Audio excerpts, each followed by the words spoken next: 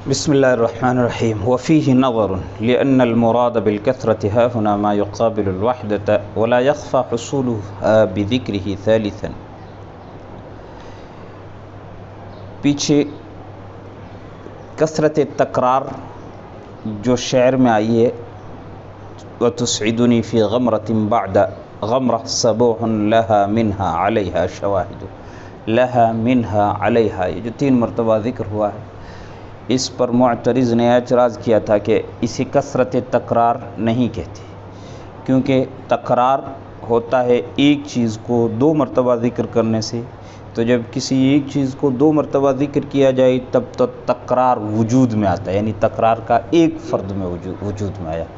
اب تکرار کا دوسرا فرد کب وجود میں آئے گا؟ جب پھر اسی چیز کو 2 مرتبہ ذکر کیا جائے تب دوسرا فرد وجود میں آئے گا، تب 2 پائے جائیں گے، اور کثرت کی اقل مقدار 2 ہے، تو یہاں تو وہ پائی نہیں گئی، 3 ہی مرتبہ ذکر کیا گیا، تو 2 مرتبہ سے تو تکرار وجود میں آیا، اور تیسری مرتبہ ذکر کرنے سے کثرت تکرار ہوئی نہیں۔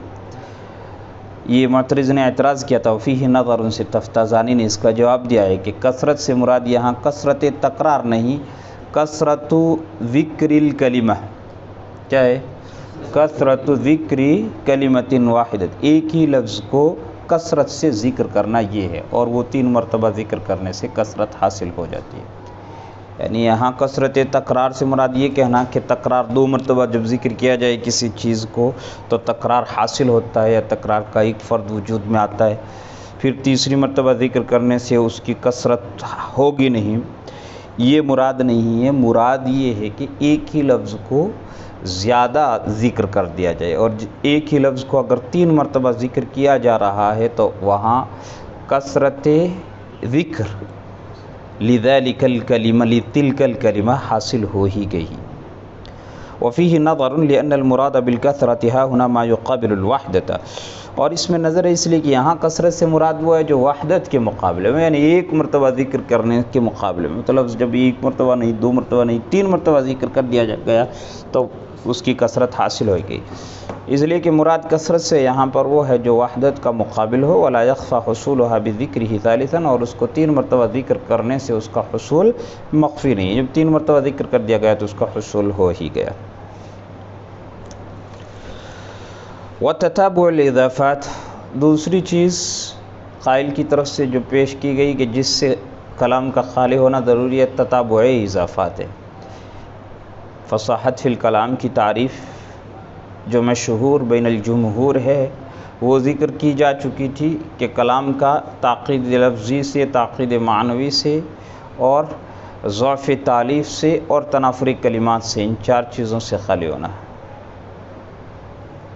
تاقید لفظی سے، تاقید معنوی سے، ضعف تالیف سے، اور تنافر کلمات سے، ان 4 چیزوں سے خالی ہونا، یہ کیا کہلاتا ہے؟ فصاحت فی الکلام، فصاحت فی الکلام، اور پھر اس کی کلمات بھی تمام کے تمام فصیح ہو۔ لیکن کچھ لوگوں نے کہا کہ ان کے ساتھ ساتھ جو یہ چیزیں ذکر کی گئی ہیں مشہور تعریف میں، ان کے ساتھ ساتھ اس میں کثرت تکرار بھی نہیں ہونی چاہیے، اور تتابع اضافات بھی نہیں ہونی چاہیے، یہ دونوں چیزیں نہ ہونی چاہیے۔ تو کثرت تکرار کی مثال تو دی جا چکی، وَتُسْعِدُنِي فِي غَمْرَةٍ بَعْدَ غَمْرَةٍ صَبُوحٌ لَهَا مِنْهَا عَلَيْهَا لَهَا مِنْهَا عَلَيْهَا، یہ کثرت تکرار ہے۔ تتابع اضافات کی مثال دے رہے ہیں، جیسے شاعر کا قول حمامۃ جرعا حومۃ الجندل اسجعی، حمامۃ جرعا حومۃ الجندل اسجعی، اے کنکریلی پتھریلی بلند زمین کی یا اونچی زمین کے کبوتر، کنکریلی اور اونچی زمین کے کبوتر، جندل کہتے ہیں ابری ہوئی زمین کو، کہ اگر پانی جمع ہو تو اس کے چاروں طرف پانی ہو جائے اور بیچ میں وہ خشک رہ جائے، اوپر رہ جائے، اس جگہ کو، ایسی جگہ کو، یعنی ایسے ٹیلے کو کیا بولتے ہیں؟ جندل، ٹھیک ہے نا۔ اور جرعہ پتھریلی، اس میں تھوڑی کنکری پتھر بھی ہوتے ہیں. جو عام طور سے جو قدرتی ندیاں چلتی ہیں ان میں اس قسم کی جگہیں ہوا کرتی ہیں، اوپر اٹھی ہوئی اور اس پر ریت اور کنکریاں رہتی ہیں. تو اس پر بیٹھے ہوئے کبوتر کو خطاب کیا جا رہا ہے. شاعر کہتا ہے تو گاتا رہے. اسجع سجع یسجع کا معنی ہے گانا، تو گاتا رہے. غٹرگوں غٹرگوں کرتا ہے کبوتر، تو گاتا تو نہیں ہے، مگر وہی مراد ہے نا.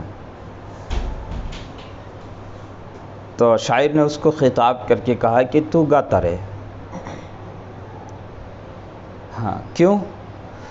فَأَنْتِ بِمَرْأً مِّن سُعَادَ وَمَسْمَعِي، تو سعاد کے دیکھنے اور سننے کی جگہ پر ہے.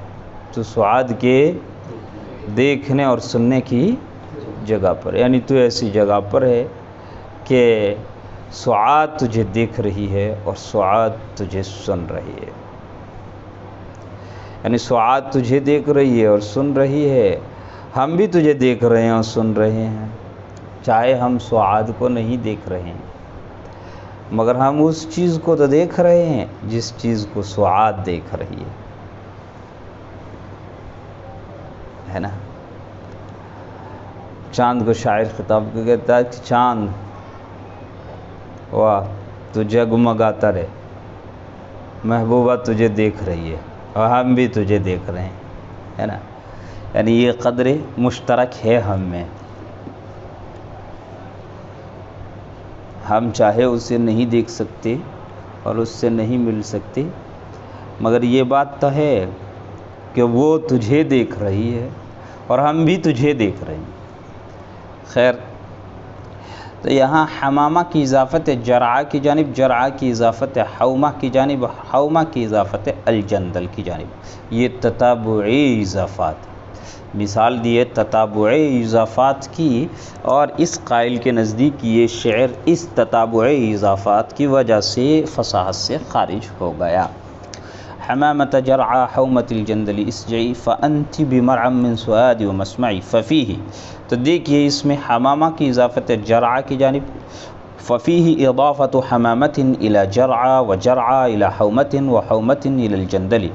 تو اس میں حمامہ کی اضافت ہے جرعہ کی جانب، جرعہ کی اضافت ہے حومہ کی جانب، اور حومہ کی اضافت ہے جندل کی جانب. اب یہ ان الفاظ کی تشریح بھی یہاں کر دی ہے. والجرعاء تأنیث الاجرع، جرعہ یہ اجرع کی تانیث ہے. قصرها للضرورتی، اس کو ضرورت شعریہ کی وجہ سے مقصور کر دیا، یعنی اصل ہے جرعاء، اصل ہے جرعاء، اور یہاں وزن شعر کے تقاضے کی وجہ سے جرعا کر دیا، یعنی حمزہ کو حذف کر دیا گیا اور جرعا بنا دیا گیا. للضرورہ کا مطلب ہے ضرورت شعریہ، ضرورت شعریہ یعنی وزن شعر، وزن شعر کی خاطر ایسا کیا گیا. وَهِيَ أَرْضٌ ذَاتُ رَمَلٍ، وَهِيَ أَرْضٌ ذَاتُ رَمَلٍ، اور یہ جرعہ کس کو کہتے ہیں؟ ریت والی زمین کو کہتے ہیں. لا تنبت شیئا، جو کچھ اگاتی نہیں، ایسی ریت ہو جو کچھ، جہاں کچھ اگ نہ سکی، جو کچھ نہ اگائے، اس کو کہتے ہیں جرعہ.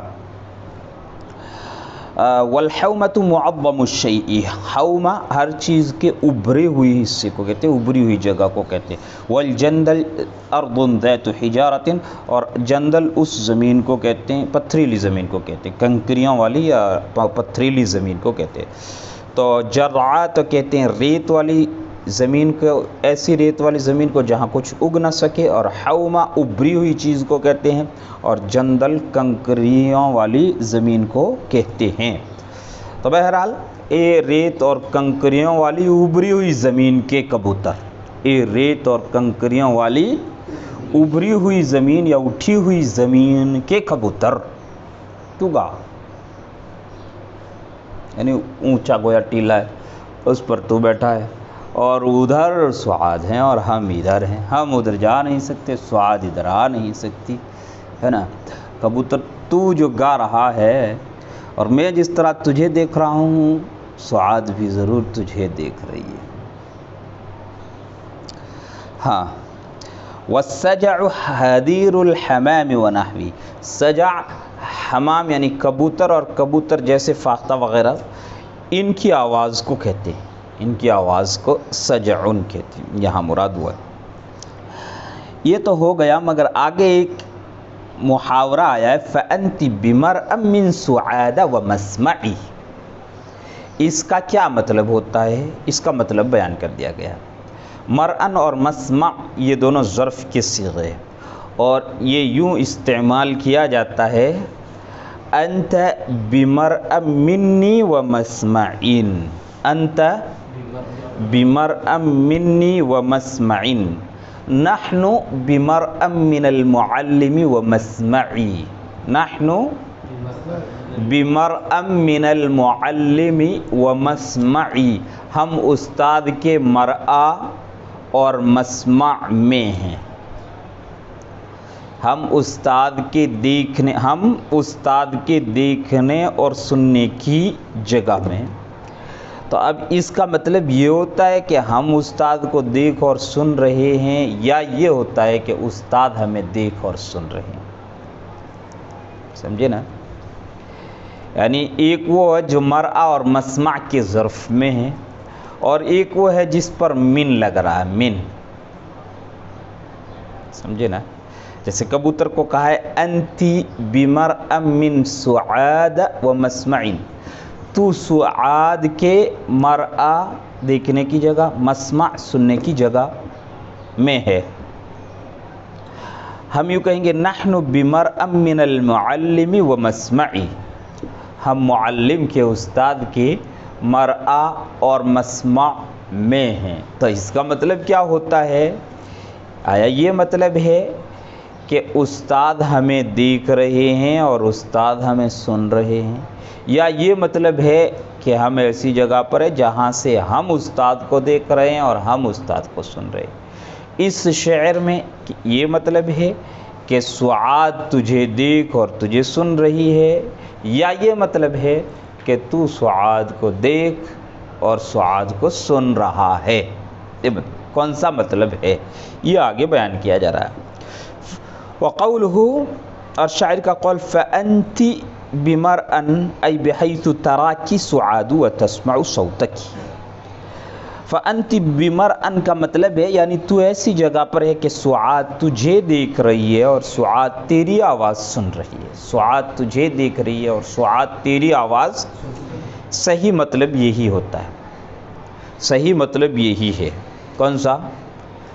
فَأَنْتِ بِمَرْأٍ مِّن سُعَاد کا مطلب تو ایسی جگہ پر ہے کہ سعاد تجھے دیکھ رہی ہے اور سعاد تجھے سن رہی ہے۔ اگر آپ کو یوں کہنا ہے کہ انا بمسمع بمرء من المعلم و مسمعی، انا بمرء من المعلم و مسمعی، تو مطلب ہوگا میں ایسی جگہ پر ہوں کہ مجھے استاذ دیکھ بھی رہے ہیں اور مجھے استاذ سن بھی رہے ہیں۔ سمجھ رہے نا؟ اگر یہ کہنا ہو کہ انتم بمرء منی و مسمعین، تو مطلب یہ ہوگا کہ تم سب ایسی جگہ پر ہو کہ جہاں سے میں تمہیں دیکھ رہا ہوں اور میں تمہیں سن رہا ہوں، تم میرے مسمع اور میرے مرآ میں ہو، یعنی میرے دیکھنے اور میرے سننے کی جگہ ہو۔ یہ مطلب صحیح مطلب ہے اس کا، ٹھیک ہے نا؟ یقال، کہا جاتا ہے فلان بمرء منی و مسمعین، کہا جاتا ہے کہ فلاں میرے مرآ اور میرے مسمع میں ہے، ای بحیث اراہ و اسمع، یعنی وہ ایسی جگہ پر ہے کہ میں اس کو دیکھ رہا ہوں اور اس کی بات، و اسمع قولہ، اور اس کی بات سن رہا ہوں۔ کذا فی الصحاح، یہی صحاح میں ہے، صحاح نامی ایک لغت کی کتاب ہے، اس میں یہی تفسیر اور اس محاورے کی یہی شرح بیان ہوئی ہے، ٹھیک ہے۔ فظہر فساد ما قیل، لہذا قائل کے قول کا فساد واضح ہو گیا، لہذا جو یہ کہا گیا ہے اس قول کا فساد واضح ہو گیا۔ کیا کہا گیا ہے اور کون سا قول؟ الٹا معنی بتایا گیا، قائل ہے زوزنی، اور انہوں نے اس کا الٹا معنی بتایا. الٹا کیا بتایا ہے؟ فَأَنْتِ بِمَرْأَمْ مِنْ سُعَادَ وَمَسْمَعِي کا مطلب انہوں نے یہ بتایا کہ تو ایسی جگہ پر بیٹھا ہے کبوتر کہ تو سعاد کو دیکھ رہا ہے اور تو سعاد کو سن رہا ہے. لہذا ہم تجھے دیکھ اور سن رہے ہیں اور تو سعاد کو دیکھ اور سن رہا ہے، تو اس طرح کنیکشن ہو گیا، گویا ہم سعاد کو سن اور دیکھ رہے ہیں. کچھ اس طرح کا مطلب بتایا ہے زوزنی نے. تفتازانی کہہ رہے ہیں کہ جو دوسرے قائل محترم زوزنی نے مطلب بیان کیا اس کا فساد اس سے واضح ہو گیا. صحاح میں وہی بیان کیا گیا ہے جو ہم نے بیان کیا. صحاح میں وہی ہے، صحاح نامی مشہور لغت کی کتاب میں وہی مطلب تفسیر بیان کی گئی جو ہم نے بیان کی ہے. فظہر فساد ما قیل ان معناه انت بموضع ترین منه سعاد وتسمعین کلامها.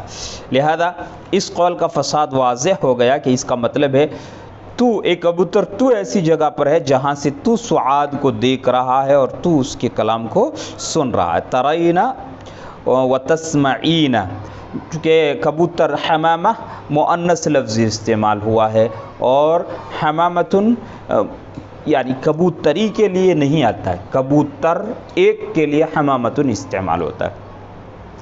ایک کے لیے یعنی ایک کبوتر بیٹھا ہو تو اس کو کیا کہیں گے؟ ہذہ حمامتن. کیا کہیں گے؟ ہذہ حمامتن. چیک کرنے نہیں جائیں گے کہ یہ کبوتری ہے یا کبوتر ہے اور پھر کہیں کہ ہذہ کبوتر ہو تو حمامن اور کبوتری ہو تو حمامتن. نہیں، ایسا نہیں ہوتا. حمامتن کس کو بولتے؟ ایک کبوتر کو، ایک کبوتر کو. اور حمامن کس کو کہتے ہیں؟ اس میں جنس کے طور پر استعمال ہوتا کبوتر، یعنی کبوتروں کو حمامن کہتے ہیں. ھذا حمامن یعنی کئی کبوتر بیٹھے ہوں تو کہیں گے ھذا حمامن، یہ کبوتر ہیں. ایک کبوتر کو حمامتن، دو کو حمامتانی، تین کو ثلاث حمامات. اس طرح لفظ استعمال ہوا کرتا ہے یہ. تو انت بموضع کیا قول ہے زوزنی کا کہ تو ایسی جگہ پر ہے جہاں سے تو ترین منہ من ذلك الموضع سعاد، کہ تم اس جگہ سے سعاد کو دیکھ رہے ہو اور اس کی بات کو سن رہے ہو. وفساد ذلك مما يشهد به العقل والنقل.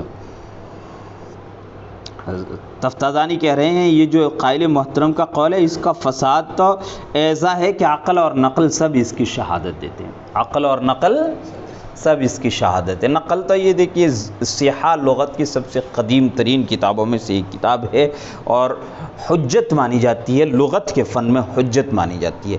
تو اس میں یہ مطلب نہیں بیان کیا گیا ہے جو قائل محترم نے بیان کیا ہے، بلکہ اس کا الٹا پہلے والا مطلب صحاح نامی کتاب میں بھی بیان کیا گیا ہے. تو نقل سے تو اس کا فساد واضح ہو ہی گیا. عقل سے کیسے؟ عقل سے اس طرح کہ شاعر نے کبوتر کو کہا ہے کہ ایک کبوتر تو گاتا رہے. اب جو گاتا رہتا ہے وہ کسی کو سنتا ہے یا اسے کوئی سنتا ہے؟ کبوتر کو خطاب کر کے کہا نا اسجعی، تو گا. ہے کبوتر تو گا. اب جو گاتا ہے وہ سنتا ہے یا اس کو کوئی سنتا ہے؟ ظاہر ہے جو گانے والا خود سننے، ایک ساتھ نہیں کیا جا سکتا. کوئی گائے بھی اور دوسرے کو سنے بھی، ایسا نہیں ہوتا. وہ صرف گائے گا، دوسرے اس کو سنیں گے، ہے نا. اور جب سنے گا تو وہ گا نہیں سکے گا. دونوں میں سے ایک. عقلاً بھی یہ مطلب اس طرح غلط ہو جاتا. شاعر نے کہا تو گا، گاتا رہے. سمجھ رہے نا؟ اب گانے والے کو سنا جاتا ہے، وہ کسی کو سنتا نہیں. لہذا یہ کہنا کہ تو گاتا رہے کیونکہ تو سعاد کو دیکھ رہا اور سعاد کو سن رہا ہے، عقلاً بھی تو درست نہیں. وفیہ نظر، اور اس میں نظر ہے. کس میں نظر ہے؟ اس مطلب میں یہاں اس کا تعلق نہیں. وہ جو کہا گیا قیلہ، کہا گیا ہے کہ فصاحت الکلام مذکورہ چاروں چیزوں سے خالی ہونا اور ساتھ ہی کثرت تکرار اور تتابعی اضافہ سے بھی خالی ہونا. یہ جو قائل نے بڑھایا ہے کسی نے کہ فصاحت فی الکلام کی جو مشہور تعریف ہے ضعف تعلیف سے خالی ہونا، تاقید لفظی اور تاقید معنوی سے خالی ہونا اور تنافری کلمات سے خالی ہونا، ان چیزوں سے کلام کا خالی ہونا کلام کا فصیح ہونا ہے. تو ان چاروں چیزوں کے ساتھ ساتھ دو اور چیزیں، کثرت تکرار بھی نہ ہو کلام میں اور تتابعی اضافات بھی نہ ہو کلام میں تب کوئی کلام فصیح ہوتا ہے. کہتے اس میں یہ جو قیل سے کہا گیا ہے اس میں نظر ہے، اس میں نظر ہے. کیا ہے نظر کی تفسیر تشریح اس طرح ہے کہ اگر کثرت تکرار اور تتابعی اضافات سے کلام زبان پر ثقیل ہو جاتا ہے تو تنافری کلمات ہے، اور اگر ان کے سبب سے کلام زبان پر ثقیل نہیں ہوتا ہے تو ان کی وجہ سے کوئی حرج، کوئی نقصان ہوتا نہیں. کیا اگر کثرت تکرار اور تتابعی اضافات سے دشواری اگر پیش آ سکتی ہے تو وہ یہی پیش آئے گی کہ زبان پر کلام ثقیل ہو جائے، جیسے علیہا منہا لہا، ہا آنے کی وجہ سے علیہا منہا لہا، لہا منہا علیہا وغیرہ وغیرہ. اس طرح اگر زیادہ آئیں کوئی بھی لفظ اور ان کی وجہ سے اس میں ثقل پیدا ہو جائے تو وہ تنافری کلمات ہیں. ایسے ہی تتابعی اضافات مسلسل مضاف الیہ آتے رہیں تو اگر اس سے ثقل پیدا ہو رہا ہے تو یہ تنافری کلمات ہے، اور اگر ثقل پیدا نہیں ہوتا تو پھر فصاحت میں یہ چیزیں مخل ہیں ہی نہیں. وفيه نظر لأن كل من كثرة التكرار وتتابع الإضافات إن ثقل اللفظ بسببه على اللسان فقد حصل الاحتراز عنه بالتنافر. اس میں نظر ہے اس لیے کہ کثرت تکرار اور تتابع اضافات میں سے ہر ایک اگر اس کے سبب سے لفظ زبان پر ثقیل ہو جائے فقد حصل الاحتراز عنہ بالتنافر، تو تنافر کے ذریعے اس سے احتراز حاصل ہو چکا ہے. جو تنافری کلمات ہم نے کہا اس سے احتراز حاصل ہو گیا. اگر ثقل پیدا ہو رہا ہے ان کی وجہ سے تو تنافری کلمات میں شامل ہو جائیں گی، کوئی الگ چیز رہیں گے نہیں. وَإِلَّا فَلَا يُخِلُّ بِالْفَصَاحَةِ، ورنہ ان سے فصاحت میں کوئی خلل ہی نہیں آئے گا. كَيْفَ وَقَدْ وَقَعَ فِي التَّنزِيلِ، کیسے خلل ہو سکتا ہے جبکہ یہ قرآن کریم میں آئے ہیں. دونوں کے دونوں قرآن کریم میں آئے ہیں. کیا کہاں؟ جیسے مثل دأب قوم نوح، مثل قرآن کریم میں شامل ہے نا.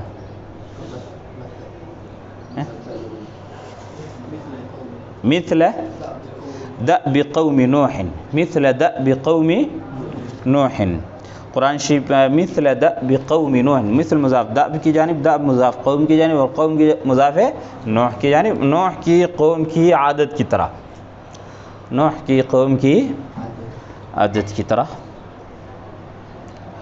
اور ذکر رحمت ربک، ذکر مضاف رحمت کی جانب اور رحمت مضاف رب کی جانب اور رب مضاف کاف کی جانب.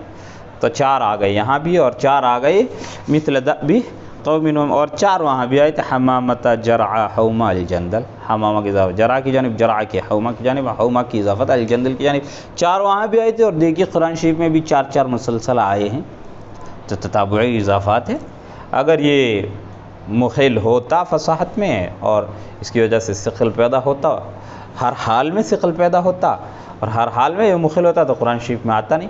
اگر اس کی وجہ سے ثقل پیدا ہو جاتا ہے تو پھر یہ تنافر کہلائے گا، اور اگر ثقل پیدا نہیں ہوتا ہے تو فصاحت کے لیے کوئی نقصان دینے والی چیز ہے نہیں. یہ 2 مثالیں تو ہو گئی تتابعی اضافات کی، اور آگے مثال دی ہے کثرت تکرار کی. وَنَفْسٍ وَمَا سَوَّاهَا فَأَلْهَمَهَا فُجُورَهَا وَتَقْوَاهَا، یہ ہا آیا نا، سَوَّاهَا فَأَلْهَمَهَا فُجُورَهَا وَتَقْوَاهَا، وہاں بھی لہا منہا علیہا، لہا منہا علیہا، یہی تو آیا تھا، ہا ہی آیا. یہاں دیکھیے وَنَفْسٍ وَمَا سَوَّاهَا فَأَلْهَمَهَا فُجُورَهَا وَتَقْوَاهَا قرآن شریف میں آیا. ظاہر ہے جب قرآن شریف میں آیا تو فصاحت کے لیے یہ مخل ہے نہیں، اور جب فصاحت کے لیے مخل نہیں ہے تو پھر اس سے کلام کا خالی ہونا ضروری نہیں ہے. ہاں اگر مخل ہو، اس کی وجہ سے ثقل پیدا ہو رہا ہے تو یہ تنافری کلمات کہلائے گا. بس.